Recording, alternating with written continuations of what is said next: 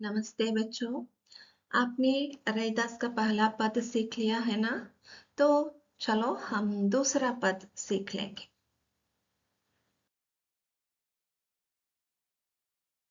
रैदास प्राचीन काल के महान कवि थे।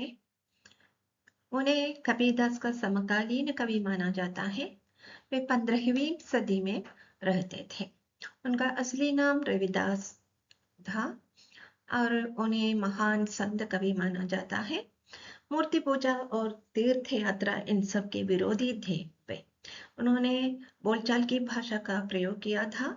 व्यावहारिक ब्रज भाषा यानी ब्रज देश में जो बोलचाल की भाषा बोली जाती है वही उनकी भाषा थी।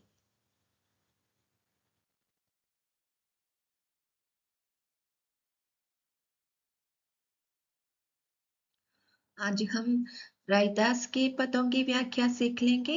दूसरा पद इस प्रकार है। जो तुम तोरे राम मैं नहीं तोरो, तुम सो तोरे कवन सोंजोरे। तीर्थ बरत ना करो अंदेसा, तुम्हारे चरण कमल एक भरोसा। जहम जहम जावो तुम्हारी पूजा, तुम सा देव और नहीं दूजा। मैं अपनो मन हरि से जोरी, हरि सो जोरी सबन सो तोरो। सब ही पहर तुम्हारी आशा, मन क्रम वचन कहे रैदासा। भारत में भक्तिकालीन एरा भक्ति की प्रमुखता देने वाली एरा थी। उन दिनों कई महान कवि थे। कबीरदास, सूरदास, तुलसीदास, मीरा, भक्त मीरा, रैदास। तो रैदास इन भक्तिकालीन कवियों में बहुत प्रमुख और प्रसिद्ध है। उनके पद भी सभी लोग जानते हैं और उन्हें सीख लेते हैं। भगवान या ईश्वर का परम भक्त थे रैदास जी। इसमें भक्त और भगवान के बीच जो अटूट, अनब्रेकबल और अनन्य, अनकम्पेरेबल, एकनिष्ठ प्यार का वर्णन किया गया है। उनका कहना है कि वे कभी भी ईश्वर का साथ छोड़ नहीं सकते, कभी भी ईश्वर से अलग नहीं हो सकते। पहली पंक्ति यह है कि जो तुम तोरे राम मैं नहीं तोरो, तुम सो तोरे कवन सोंजोरी। भक्तिकालीन संत कवि, महान कवि रैदास जी अपने ईश्वर से कहते हैं कि हे प्रभु, हे ईश्वर, यदि आप मुझसे संबंध तोड़ दे तो भी मैं आपसे अपना संबंध या अपना रिश्ता नाता नहीं तोड़ूंगा। If you leave me then also I will not leave you. क्योंकि यदि मैं आपसे प्रेम तोड़ दूंगा तो फिर किसके पास जाऊं मैं? अगर ईश्वर से मेरा संबंध, मेरा रिश्ता, मेरा रिलेशन नहीं है तो मेरा और किसी के साथ रिलेशन होगा? मैं ईश्वर के साथ ही, ईश्वर का रिलेटिव ही होना चाहता हूँ। यहाँ कवि या भक्त कहते हैं कि उनका सबसे बड़ा सच्चा रिश्ता, नाता, रिलेशन भगवान से ही है। यदि कोई व्यक्ति ईश्वर भक्ति से अलग हो जाए, जुड़ा नहीं या अलग हो जाए तो उसके साथ सांसारिक रिश्ता भी अर्थहीन हो जाएगा, मीनिंगलेस हो जाएगा।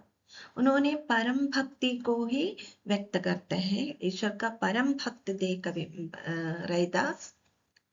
भगवान से बढ़कर उन्हें और कोई भी नहीं है। वे पूछ रहे हैं यदि तुम्हारा संबंध ईश्वर से नहीं है तो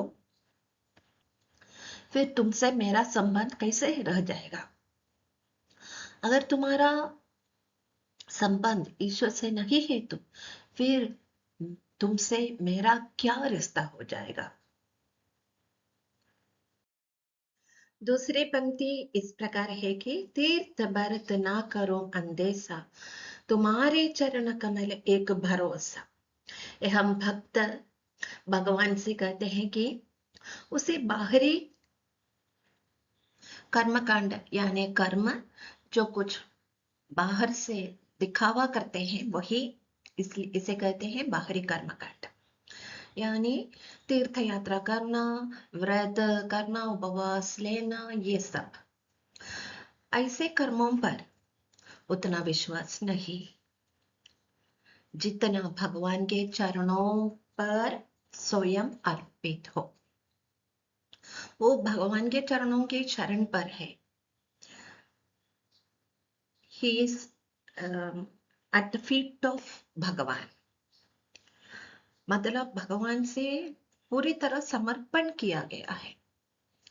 रैदास जी कहते थे कि मुझे किसी तीर्थ यात्रा या व्रत की आवश्यकता नहीं है, मुझे तो बस आपके कमल रूपी कमल चरणों का ही एकमात्र सहारा और उस आप पर मैं भी भरोसा करता हूँ।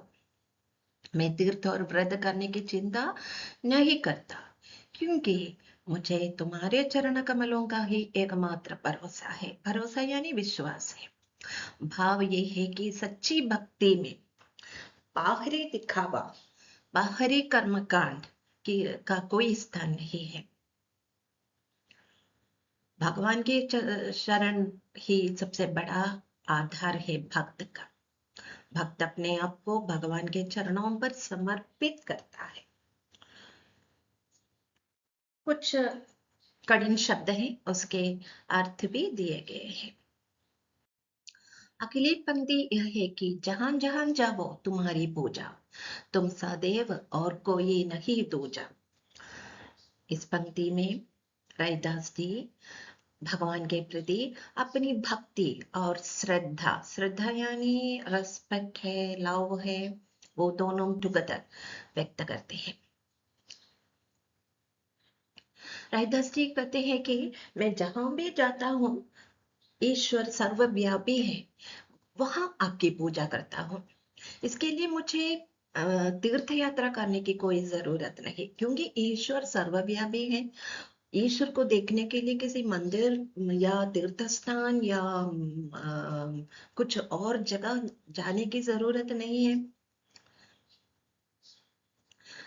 आपके समान कोई दूसरा ईश्वर भी नहीं है मेरे लिए।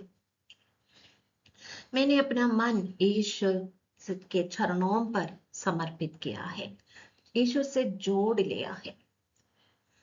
प्रभु से नाता जोड़ते ही मैंने दुनिया के अन्य सभी सांसारिक मोह माया या सांसारिक वर्ल्डली डिजायर से मैंने अपना संबंध तोड़ दिया है।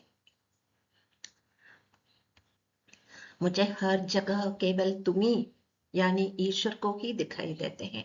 ईश्वर सर्वव्यापी है ना, और हर स्थान पर उन ईश्वर की ही उपासना करता हूँ। हर स्थान ईश्वर की उपासना का स्थान माना जाता है। जहां जहां मैं जाता हूँ वहां वहां तुम्हारी पूजा होती है। तुम जैसा दूसरा कोई भगवान भी मेरे लिए नहीं है, कोई ऐसा देवता मेरे लिए नहीं है। मैं आप पर, आपके चरणों पर पूरी तरह समर्पित हूँ। जहां भी रहो वहां ईश्वर ही दिखाई देता हूँ।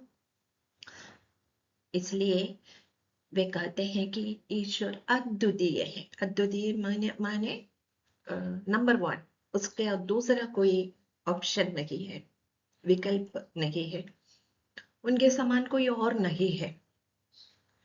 सच्चा भक्त हर जगह भगवान की उपस्थिति का अनुभव करता है। उपस्थिति यानी प्रेजेंस, भगवान का प्रेजेंस सब कहीं मिलता है, अनुभव करता है, एक्सपीरियंस से। समझ लिया ना। अगली पंक्ति देखिए, मैं अपनो मन हरि से जोरी, हरि सो जोरी सबन सो तोर। हरि मतलब भगवान ईश्वर। भक्त या रैदास जी कहते हैं कि उनका मन केवल ईश्वर में लगा हुआ है। वे कहते थे कि भगवान सर्वव्यापी है। सर्वव्यापी मीन सब कहीं भगवान का प्रेजेंस होता है। सो भगवान से मिलने के लिए कहीं और तीर्थ यात्रा करने की जरूरत ही नहीं। जब ईश्वर से अपना सच्चा संबंध, रियल रिलेशन जुड़ गया है तो दूसरे वर्ल्डली डिजायर्स का कोई स्थान नहीं है। अन्य आसक्ति, अदर डिजायर्स, अदर संसार का मोह माया, अदर वर्ल्डली हैप्पीनेस, उनका कोई महत्व नहीं है। उन सबका महत्व समाप्त या खत्म हो गया है और पूर्ण भक्ति और वैराग्य का भाव मेरे मन में आ गया है। वैराग्य का भाव मतलब संत या सन्यासी का जन्म या सन्यासी का भाव। अतः मैंने अपना मन भगवान से जोड़ लिया है और भगवान से जुड़कर बाकी सारे संबंधों से नाता मैंने तोड़ लिया है। I cancelled all other worldly desires. यहाँ भी मैंने कुछ कठिन शब्दों के अर्थ दिए हैं, देख लीजिए। सबहि पहर तुम्हारी आशा, मन क्रम वचन कहे रैदासा। ये तो दूसरे पद की आखिरी या अंतिम पंक्तियां हैं। रैदास जी कहते हैं कि उनका पूरा जीवन, उनके सोच विचार, उनके कर्म यानी सारा काम जो कुछ वे करते हैं, उनकी वाणी, सब कुछ भगवान पर ही निर्भर है, डिपेंडेड ऑन भगवान। उन्हें हर क्षण, एवरी मोमेंट केवल ईश्वर का ही सहारा और भरोसा, विश्वास है। ईश्वर पर ही विश्वास करते हैं। रैदास जी अंतिम पंक्तियों में कहते हैं कि हे प्रभु प्रभु, हे भगवान, मुझे हर पहर मतलब हर समय, पहर टाइम है, टाइम, हर समय हर वक्त आपकी आशा है, आप पर विश्वास रखता हूँ। रैदास अपने मन, कर्म, वचन यानी वाणी, बस सच्ची पुकार कर रहे हैं, ईश्वर का सच्ची पुकार कर रहे हैं। हर समय मुझे केवल तुम्ही से आशा है, होप, आशा यानी होप। मन, कर्म और वचन से यही बात रैदास कहते हैं। भक्ति साहित्य में इस तरह के अनन्य समर्पण, अनकम्पेरेबल डेडिकेशन टू गॉड, वो तो एकनिष्ठ भक्ति कहा जाता है। कवि तुलसीदास भी भगवान पर एकनिष्ठ प्रेम करते थे, मतलब एक ही ईश्वर पर पूरा भरोसा करना। सूरदास कृष्ण, श्री कृष्ण पर पूरा भरोसा करते थे। मीराबाई भी तुलसीदास राम पर पूरा भरोसा करते थे। और कबीरदास जी कहते थे कि उनके लिए राम रहीम दोनों एक ही है। तो इस तरह के समर्पण भावना सब भक्तिकालीन कवियों में देख सकते हैं। आशा है कि आपने अच्छी तरह समझ लिया है। अगर आपको पसंद आया तो लाइक करें, शेयर करें। धन्यवाद।